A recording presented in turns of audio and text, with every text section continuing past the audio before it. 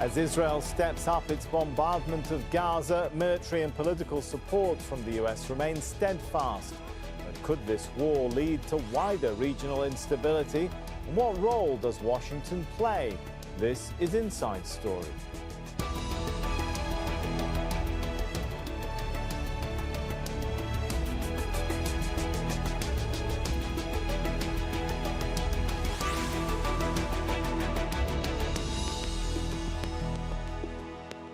Hello and welcome to the show. I'm Sami Zeidan. In just weeks, Israel has killed or maimed tens of thousands of Palestinians, including children. Vast areas of Gaza have been destroyed, leaving hundreds of thousands homeless or forced to move. The UN warns of starvation. Patients, including infants, have died in hospitals attacked by Israel or left without power and vital medicine. Despite widespread international condemnation, Israel's relentless campaign goes on, backed by its allies, the US, the UK and the European Union. So, could the atrocities and violence unleashed by Israel's military on Gaza lead to a wider regional instability? What does the Biden administration really think? We'll be asking our guests this and more questions in just a few moments. But first, this report by Al Jazeera's Katia Lopez-Orian. Day after day, Israel's attacks keep coming. Classrooms like this one in northern Gaza turned into virtual graveyards. Nearby, at the Jabalia refugee camp, more death and destruction. We're facing problems pulling out both survivors and the dead. We're working with our hands because there's no equipment. The Gaza Strip may be small, but the political ramifications of its bombardment threaten to destabilize the entire region. There is already division among some leaders in the Middle East. And from Jordan to Lebanon, protesters have rallied supporting Palestine. The Palestinian Authority in its current form cannot get control of Gaza, not after we fought and did all this to give it to them. As its main financial backer, the United States is perhaps the one ally Benjamin Netanyahu would listen to. But with more bombings, accusations of U.S. complicity are growing. Calls for Israel to stop or pause its attacks have largely been too faint or too hollow. President Biden, I call on you with all your official and humane qualities to stop this humanitarian catastrophe, this genocide against our innocent people. History will not absolve anyone of these crimes. Some analysts argue Israel's most far-right government to date is actively trying to destabilize the region. A move, they say, to impose Israel's dominance in the chaos of war. More than 70% of Gaza's population of about 2.3 million people have been displaced since the start of the war. And so far, not much has been said about what will happen to Gaza and its people once Israel ends its strikes. Katia Lopez-Orian for Inside Story.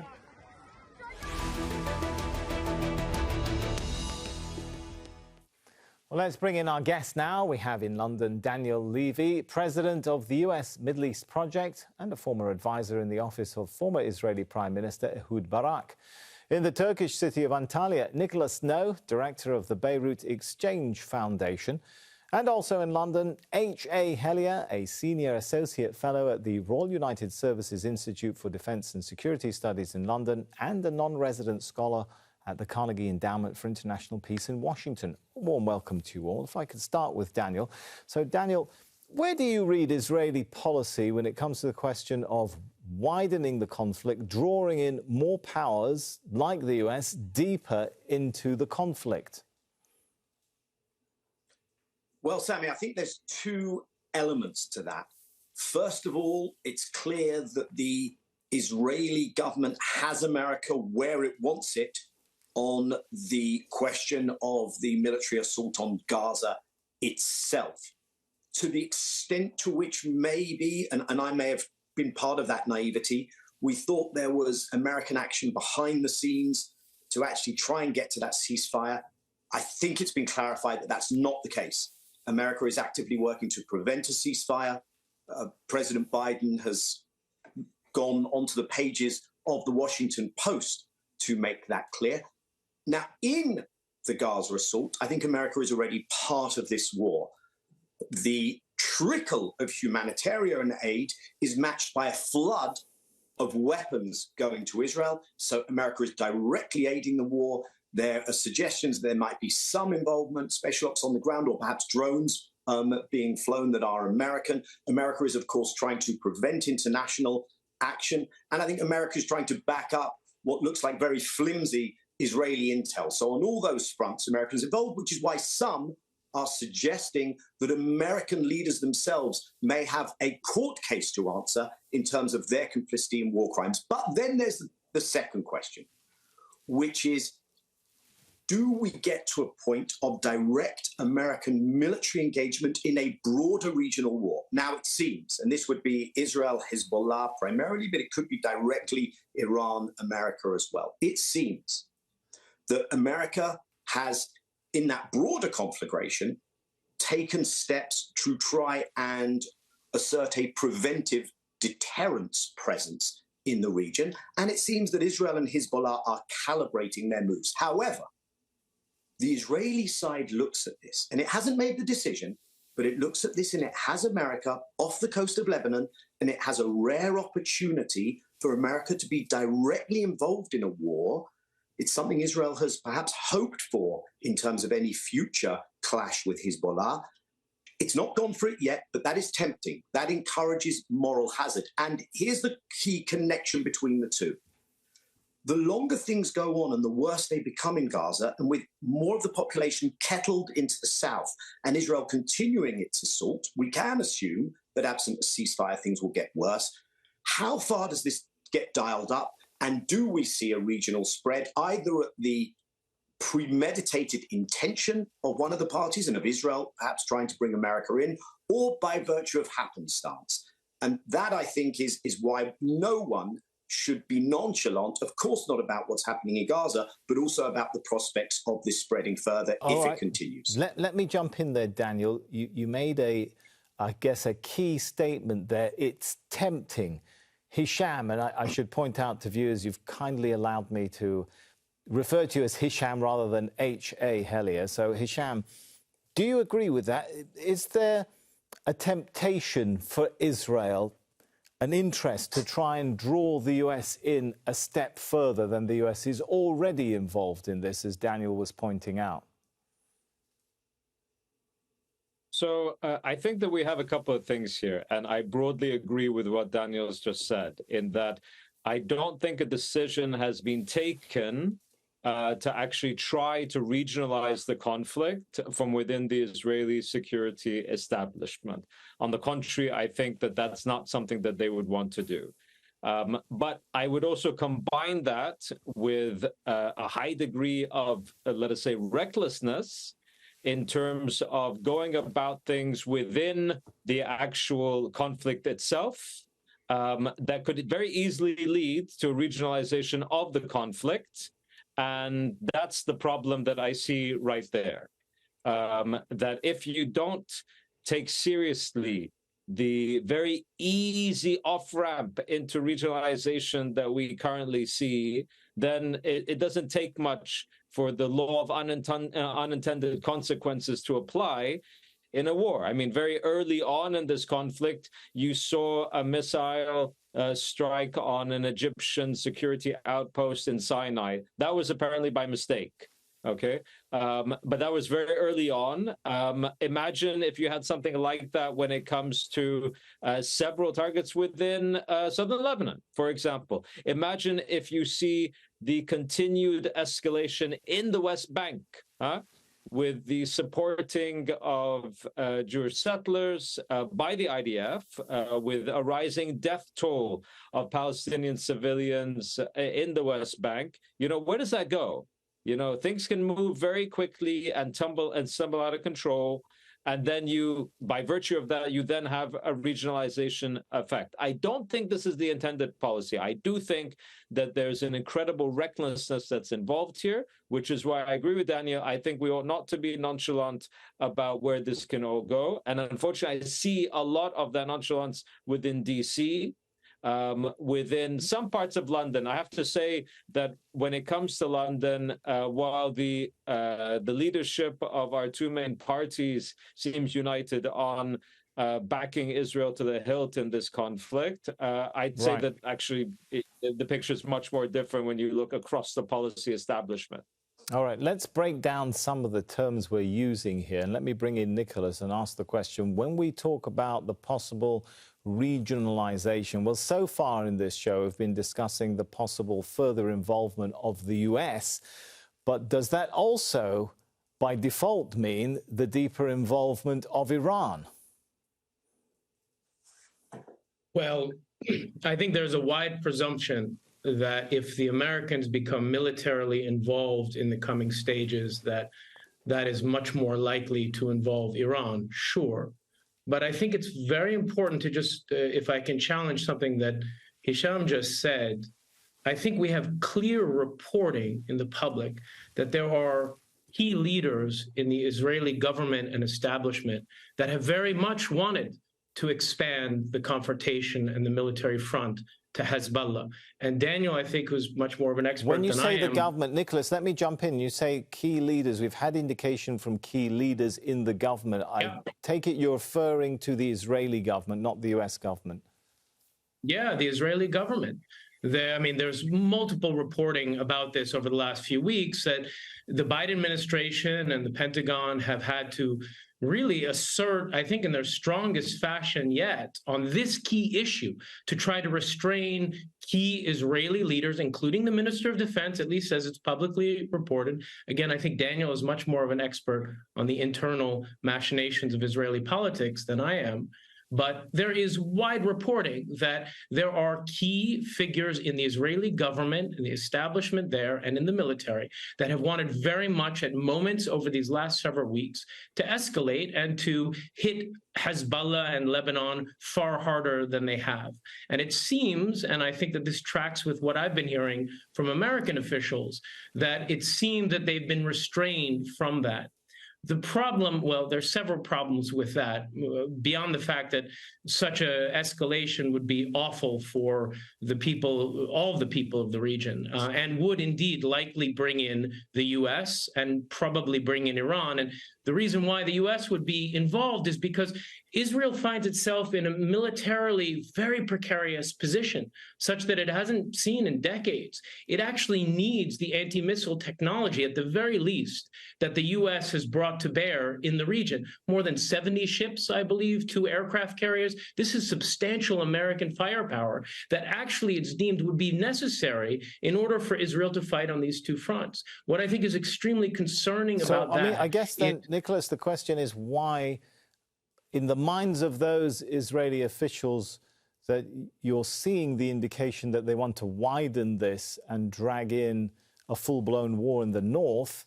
If the means to do it is questionable, what is the appealing thing to them?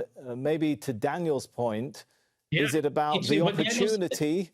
Well, hey, while we've got the Americans here, this might be our chance to try and knock out Hezbollah while we've got the Americans in the area.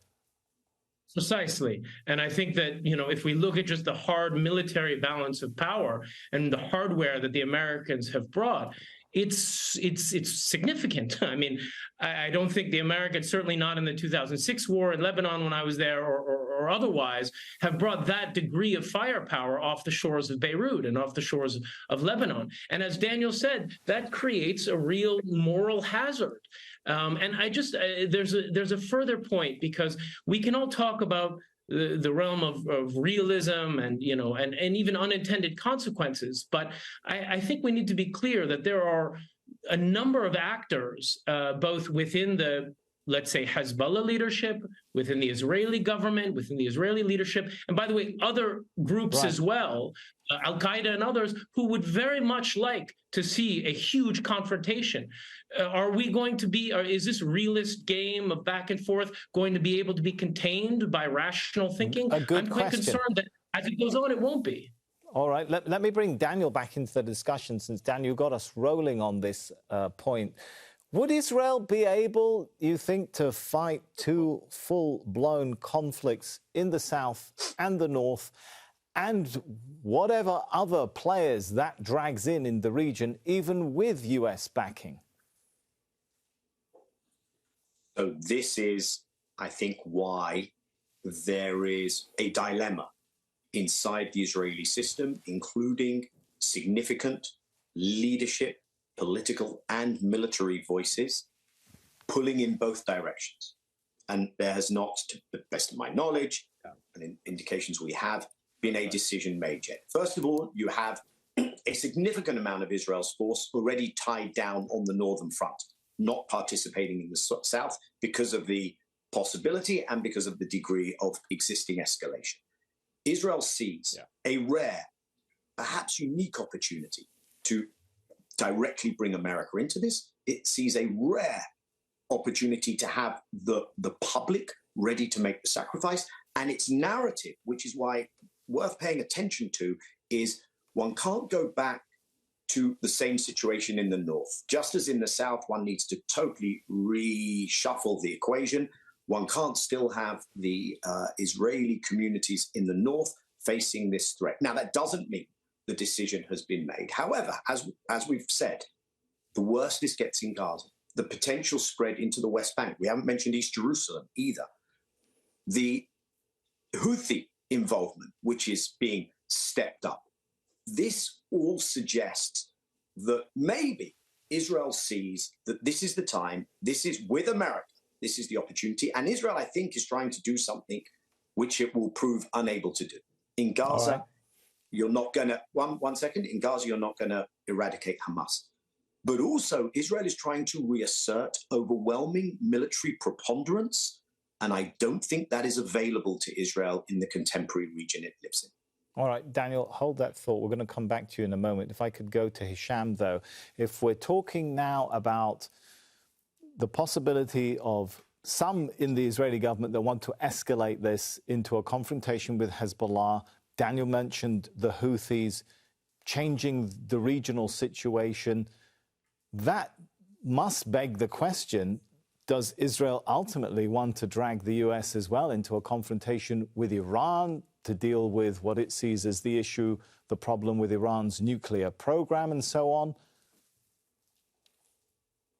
Okay, so it's not that I disagree necessarily with Nicholas, but I think we're looking at this from slightly different angles. When we say Israel wants to do A or B or C, I think we have to some in the Israeli recognize... cabinet, I think, is the point that Nicholas was making, I understand. I understand, but that's the point right there. There's incredible dysfunctionality within the Israeli cabinet and within the Israeli government. So leave aside what's going on right now. Pre-October 7th, you had a priority being detailed by Netanyahu and those close to him that they desperately, desperately wanted to have a normalization deal with Riyadh, with Saudi Arabia. And this was an utmost, first priority, okay? Whereas you had others like Smotrich and Ben-Gvir who were, frankly, they didn't really care. They were far more interested in increasing settlement activity on the West Bank, and they would have pulled down his government if there had been the slightest suggestion of any type of even symbolic concession towards the Palestinians. So you have these competing things going on even before this latest upsurge in the crisis. And I think that what you have right now is within the Israeli government, you have different elements pulling and pushing in different directions, and sometimes the same people doing, totally different things on different days. So I think it's very wise to be incredibly concerned.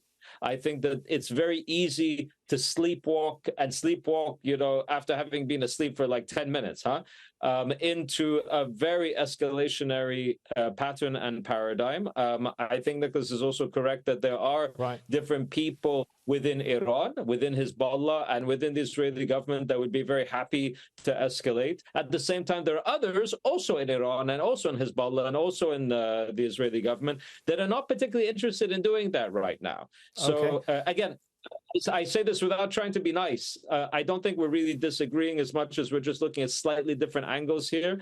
And all of these pieces to the puzzle, I think, are very important because ultimately, let's see if we are looking at this we could escalate.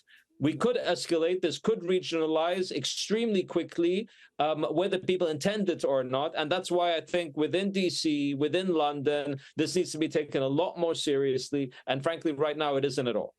All right. Usually I'm good at reading body language, and I thought I saw Nicholas shaking his head at some point in what looked to me like a bit of disagreement.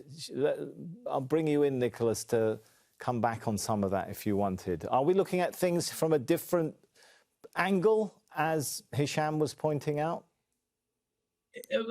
Perhaps. No, I think I think there's another angle that needs to be brought in, which is U.S. domestic politics, and perhaps an Israeli reading of that or other readings of that. I mean, let's see where we're at. We're 11 months out from the presidential campaign. Trump looks like he's going to win. Him and that grouping of Republicans and shared by some Democrats are very hard line. Mike Pompeo, former Secretary of State, said, basically, just no ceasefire, destroy Gaza, more or less, of course, destroy Hamas. But the coding there, and actually Trump has been very out front on this, is you just got to flatten them.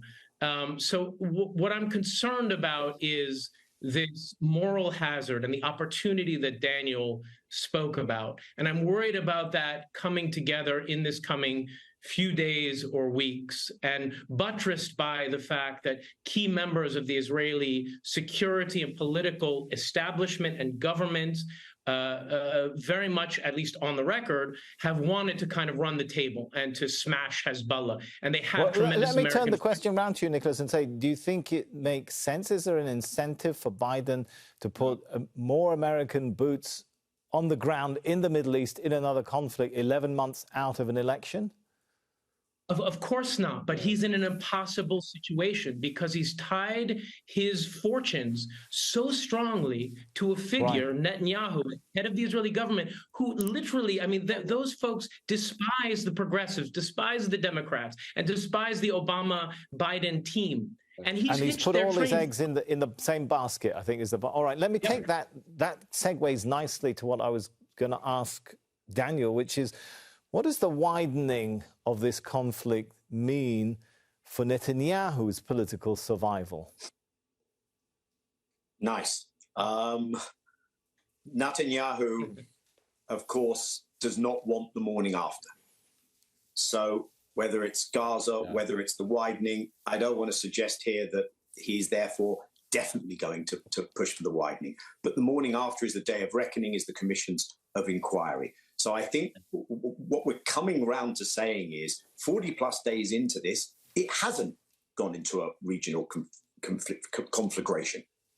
That doesn't mean it won't, and America is trapped. I think that's a trap of its own making. And look, I don't think we need to waste words on, double standards and hypocrisy and America trying to replace international law with whatever goes, which it sometimes calls the rules-based international order, and war profiteering of the military-industrial complex. What we know is America is flooding both this war zone and the Ukraine war zone with weapons. It's trying to do illogical somersaults to weave those together in ways they can't be woven together. But where it leaves us is America, and it's sad to say this, but it's just too obvious, and America is forcing us to say this. America is the enemy of peace here. It's the enemy of the Palestinians here. It's the enabler of the continuation of this apartheid reality. And as such, we have to redouble our efforts elsewhere. It's good news, I think, that a delegation from the League of Arab States and the Organization of the Islamic Conference are in China, going to Europe as well. But we'll need to see a hell of a lot more of this rather than this waiting for America to de-escalate, because the president of America has been very clear. He is not in the business of fires. Right. Let me take this point briefly to Nicholas, because I want to try and get a word in from Hisham before time's up. We're at a situation, obviously, we see a lot of carnage and destruction of civilian life in Gaza. 35 UN experts warning on November the 16th that genocide is in the making, and they see Israeli genocidal intent in this. But is it achieving any strategic military objectives? Briefly, Nicholas. Ooh, absolutely. And I think that that's why let's not discount there is strong support within the Pentagon and within the Biden administration for what Israel is doing. They just want them to do it in a limited, very rational and containable fashion, which is the U.S. and Israel both share a common goal at this point. They would like to see Hamas's military power eradicated, ended. That would be a tremendous boost to the balance of power vis-a-vis Iran and its allies, as well as the potential to help lubricate, they think, other normalization deals. So they see it's a terrible cost politically, morally, legally, whatever it may be. But there is still, I think, a strong hope within some in the Biden administration, certainly the president, definitely some in the Pentagon, that Hamas's military power can be brought out of the regional military balance equation. But I guess the question, let me ask you, Daniel, you touched briefly on this. Is this happening after more than 40 days of conflict?